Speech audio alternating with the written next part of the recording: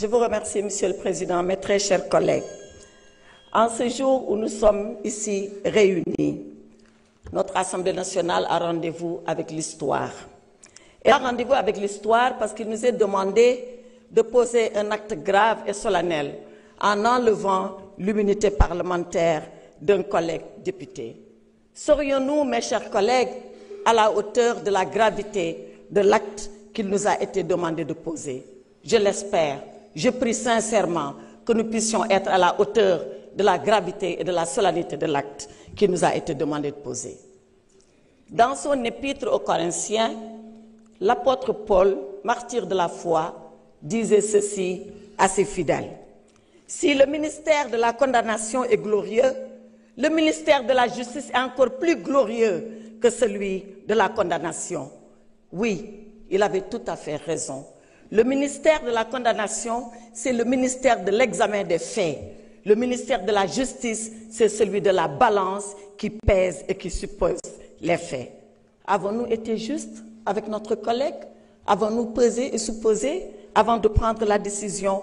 Bien sûr que non. Avons-nous été justes avec Farba Ngom lorsque nous stations sans dossier? Je le dis, je le répète et je le confirme. Oui, il m'a été transmis un dossier entre guillemets, 4 lettres de transmission sur des feuilles volantes. Si c'est ça un dossier, on est loin de l'idée qu'on se fait de notre mission. Avons-nous été justes vis-à-vis de notre collègue Mohamed Ngom lorsqu'il leur a suffi 10 jours, samedi et dimanche compris, pour statuer dans la précipitation sur cette demande de levée de l'immunité parlementaire? Avons-nous été justes lorsque nous sommes juges le jour et procureurs impitoyables la nuit? Voilà ce qui s'est passé. Et voilà pourquoi, dans la longue histoire de notre Assemblée, pour la première fois, une demande de levée d'immunité parlementaire a suscité autant de débats, autant de controverses et autant de polémiques.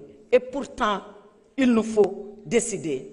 Il nous faut décider parce que nous sommes l'Assemblée nationale. Il nous faut décider parce que nous sommes les représentants que le peuple a envoyés ici à notre place. Il nous faut décider parce que nous devons être une assemblée juste, une assemblée nationale, une assemblée souveraine et une assemblée de rupture, comme on l'a promis aux Sénégalais. Voyez-vous, Monsieur le Président, je m'en vais terminer sans presque plaider, sans presque vous dire ce que nous devons faire pour notre honorable collègue. Savez-vous pourquoi? Parce que notre honorable collègue n'a jamais voulu venir ici pour demander une quelconque protection. Il ne l'a jamais demandé parce que dans le Fouta lointain d'où nous sommes originaires, il nous a appris une chose. Il nous a été appris là-bas que vivre dans la peur est un échec de la vie. Nous n'avons pas peur, nous, de la mort. Et c'est pour ça que nous n'avons pas peur de la vie. Et Mohamed Ngom est prêt à affronter la vie parce qu'il sait qu'il va affronter un jour la mort. Sousi maya, huli maya, sous maya, minen ko dum min jangina, ko dum min gandi, ko dum min muynina, ko dum wala men bibbi futankobe. Farbinu sousi mo wour, ob sousi mawo may, te dum do ma gas e nder Sénégal, min jabata ha ila yawmi dini, penali une pawe e do men, min jabata ha ila yawmi dini, gonga men ina tete, ko dum minen woni darde amen do yenni. Ici, dans cette assemblée, l'honorable Farba Ngom a confié son sort à Allah subhanahu wa ta'ala.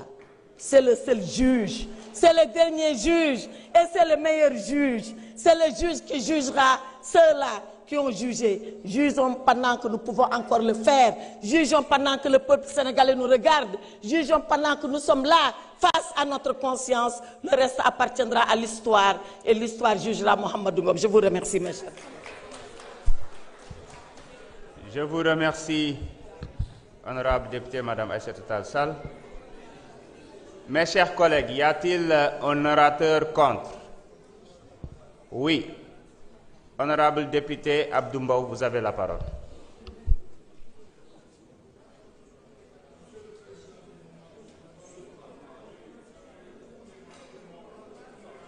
Vous avez dit que vous n'avez pas le droit de parler. Vous avez répondu. Honorable, vous avez la parole. Respectez